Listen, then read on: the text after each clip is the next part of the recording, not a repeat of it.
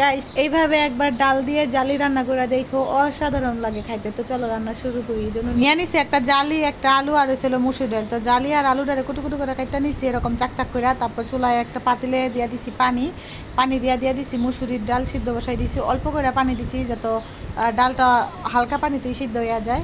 তারপরে এই যে ডালটা বলক হয়ে আসছে, এখন ডালটা শুকায় আসলে এরপরে দিয়ে দিব এর ভিতরে হচ্ছে যে 2টা দারচিনি আর ছিল 2টা তেজপাতা দিয়ে দিছি। দিয়ে এটারে ভালো মতো লাইড়া চাইড়া শুকাইয়ে নিব ডালটাকে। ডালটা ভালো করে শুকাইলে তাইলে যে সিদ্ধ ভালো মতো হবে, এই জন্য ডালটাকে খুব ভালো করে শুকাইয়া সিদ্ধ করে নিচ্ছি। এরপরে হয়েছে যে এই ডালটা আমাদের নানিরা দাদিরা এভাবে রান্না করতো, তাদের কাছ থেকে আর কি আমি শিখছি। এভাবে রান্না করে দেখেন চাল কুমড়া ডাল অনেক মজা। তো যাই হোক, এরপর দিয়া দিছি হচ্ছে যে চাল কুমড়া আর হয়েছে আলু দিয়া এটাকে।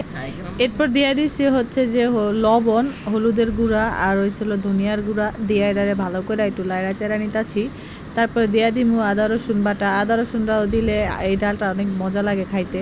তো আদা রসুন বাটা দিয়ে এটাকে একটু আলতো হাতে লাড়াচাড়া করে নিতেছি।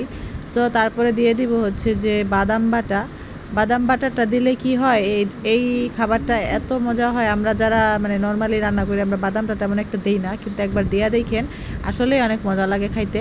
তো এরপরে বাদাম বাটাটা দেওয়া হয়ে গেলে এটাকে মাখা মাখা করে কষায় নিব ঢাকনা দিয়ে ঢেকে। তো ঢাকনা দিয়ে ঢেকে এটাকে প্রায় 5-10 মিনিটের মতো কষাবো, শুধু কষানোতেই এটাকে খুব ভালো করে সিদ্ধ করে নিছি। এরপর দিয়ে দিছি হচ্ছে যে ডালের পানি পরিমাণ মতো।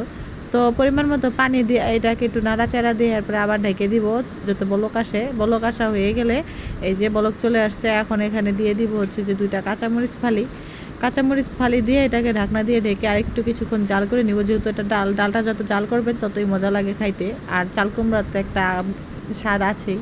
তো এই যে কাঁচামরিচ ফালি দিয়ে দিছি, এখন হচ্ছে যে আর অল্প কিছুক্ষণ জাল করব। তো এই যে প্রায় আমার ডাল রান্না শেষ হয়ে আসছে, এখন দিয়ে দিব হচ্ছে যে বাগার। এই জন্য চুলায় কড়াই বসে দিয়েছি, সব পরিমাণ মতো সয়াবিন তেল দিয়ে দিলাম, পেঁয়াজ কুচি দিয়ে দিচ্ছি। এরপর দিয়ে দিব এখানে হচ্ছে যে কিছু রসুন কুচি দিয়ে এটাকে খুব ভালো করে লাল লাল করে ভেজে নিব। যেহেতু বাগার দিব তো লাল লাল করে ভেজে নেওয়াটাই ভালো হয়। তো এই যে লাল লাল করে ভেজে নিছি, এখন দিয়ে এই বাগারটা ডালে দিয়ে দিব। তো এই যে কি সুন্দর একটা ঘ্রাণ আসছে গাইস, তা বলার মতো না। তো এই যে ডাল বাগারটা হয়ে গেছে, ঢাকনা দিয়ে ঢেকে দিয়েছিলাম যাতে ঘ্রাণটা চলে না যায়। তো এখন এখানে দিয়ে দিব কিছু ধনিয়া পাতা কুচি। আপনারা চাইলে একটুখানি জিরা ফাঁকি দিয়েও নামাই নিতে পারেন, তবে আমার কাছে ধনিয়া পাতাটাই খুব মজা লাগে, এই জন্য ধনিয়া পাতাটা দিয়ে দিলাম। তারপরে ঢাকনা দিয়ে ঢেকে আরেকটু একটা বলক দিয়ে নিছি। এই যেটা গাইস আমার ডাল রান্নাটা প্রায় শেষ, আর এত সুন্দর স্মেল আসছে।